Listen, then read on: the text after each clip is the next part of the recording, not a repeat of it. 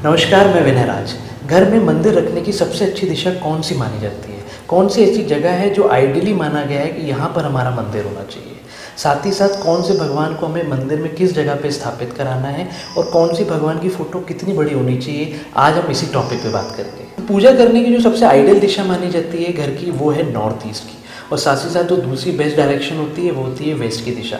अगर हम इन दो दिशाओं में बैठ के पूजा करते हैं तो हमारा कंसंट्रेशन भी बढ़ता है और साथ ही साथ हम थोड़े कनेक्टेड भी होते हैं भगवान से। आप एक चीज़ पे और थोड़ा ध्यान दीजिए कि जितने भी हमारे प्राचीन मंदिर हैं जो पूर्णतः वास्तुशास्त्र के अनुसार बनाए गए हैं, जहाँ पे सबसे ज़्यादा धन की वर्षाएँ होती हैं, आप देखेंगे अगर तो वहाँ पे जो भगवान है यानी कि उस मंदिर के जो प्रधान देवता हैं वो कहीं ना कहीं पश्चिम में ही बैठे हैं। आप एक चीज़ का और ध्यान रखिए कि अगर आपके पूजा का स्थान घर में नॉर्थ से लेकर ईस्ट के किसी भी दिशा में है या प्रॉपरली आपका पूजा का स्थान नॉर्थ ईस्ट में है, तो कई लोगों ने अपने पूजा के जो स्थान है उसमें लाल कपड़ा बिछा रखा है या रेड कलर का कोई बल्ब लगा रखा है या मल्टी कलर्स की लाइट लगा रखी है। हमें ऐसा नहीं करना है, क्योंकि देखिए जल की जो दिशा मानी जाती है वो नॉर्थ से लेकर ईस्ट के एरिया में, और जल जो है वो नीले कलर का होता है। अगर हम यहाँ पे किसी भी रूप में लाल कलर को ले आएंगे, चाहे वो लाल कपड़े के रूप में हो या बल्ब के रूप में, तो ये कहीं ना कहीं आपके हेल्थ को या आपके काम को या आपके पैसों में रुकावट को पैदा करता है। नॉर्थ ईस्ट में पूजा के स्थान में हम लाल कलर के कपड़े की जगह पे हम पीले कलर के कपड़े को अपनी पूजा के स्थान में बिछा सकते हैं,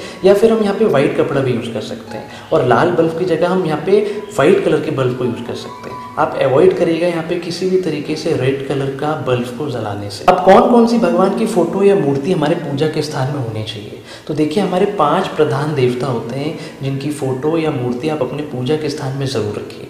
तो सबसे पहले होते हैं गणेश जी, उसके बाद होते हैं हमारे अगर कोई धार्मिक गुरु है या हमारे गुरु की फ़ोटो, तीसरे होते हैं शिव जी और पार्वती जी, चौथे होते हैं भगवान विष्णु और माँ लक्ष्मी, 5वें मानी जाती है माँ दुर्गा और 6वें माने जाते हैं लड्डू गोपाल।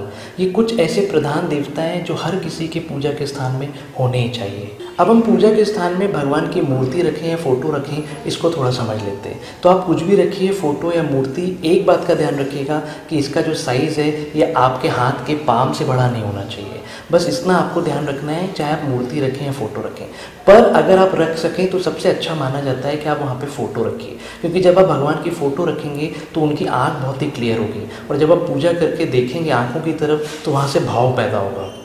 देखिए पूजा में सारा खेल जो होता है वो भाव का होता है। तो जब भी आप भगवान की फ़ोटो रखें, एक बात का और ध्यान रखिएगा कि उनकी आंखों की तरफ ज़रूर देखिएगा, ताकि वो हमारा जो पूजा में भाव है वो पूजा में ज़रूर बना रहे। अगर आप मूर्ति भी रखना चाहते हैं तो इसमें भी एक बात का ध्यान रखिएगा कि अगर हो सके तो आप चांदी की ही मूर्ति रखिएगा। मिट्टी की मूर्ति को हमें अवॉइड करना है, क्योंकि मिट्टी जो है वो बहुत जल्दी खंडित हो जाती है और हमें कई बार ये समझ में नहीं आता है। और खंडित देवी देवताओं को हमें अपनी पूजा के स्थान में कभी नहीं रखना चाहिए। अब हम अपने मंदिर में भगवान को कैसे स्थापित करते हैं इसको थोड़ा देखते हैं। तो आप समझिए कि आप अपने पूजा के स्थान में बैठे हुए हैं, तो जो आपका राइट हैंड है यहाँ पर हम बिठा लेंगे भगवान गणेश जी को। जो आपका लेफ्ट हैंड है पूजा के स्थान में, वहाँ बैठेंगे हमारे गुरु।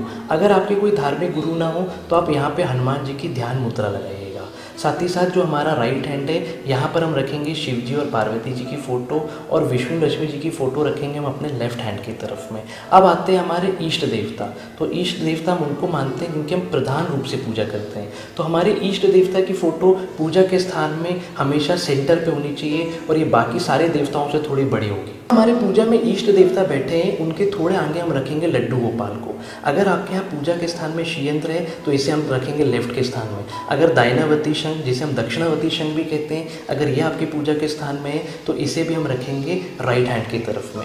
इस तरीके से आपके मूल और प्रधान देवी देवता हमारे पूजा के स्थान में रहेंगे। एक बात का ध्यान रखिएगा कि पूजा के स्थान में कभी भी कोई खंडित देवी देवता ना रखें। एक और बहुत ही इंपॉर्टेंट बात कि जब भी आप पूजा करें, चाहे खड़े होकर या बैठ के, आपको आसन जरूर बिछाना है। माना जाता है कि अगर आप बिना आसन बिछाए पूजा करेंगे तो पूरी पूजा इंद्र देवता को समर्पित हो जाएगी।